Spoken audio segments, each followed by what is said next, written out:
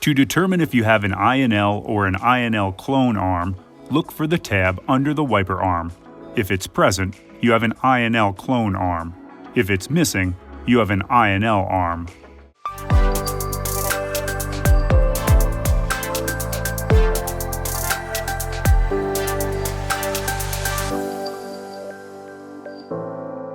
Here's how to install a Rain-X truck and SUV wiper blade on an I&L clone arm.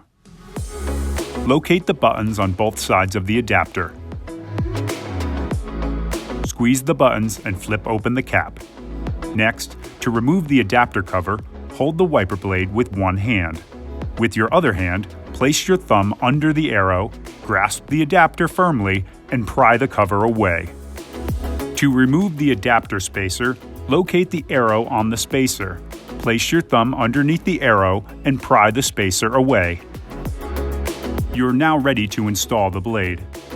After you've removed the old wiper blade, make sure the wiper arm is in the up position.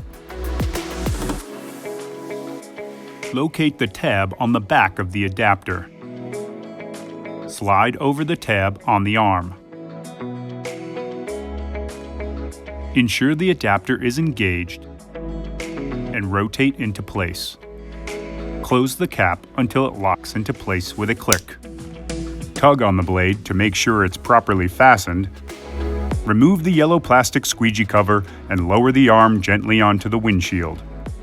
Now activate the blade change indicator by removing the sticker. Over time, the black dot will turn yellow when it's time to change your wiper blade. Installation is complete. You are now ready to outsmart the elements with Rain-X truck and SUV wiper blades.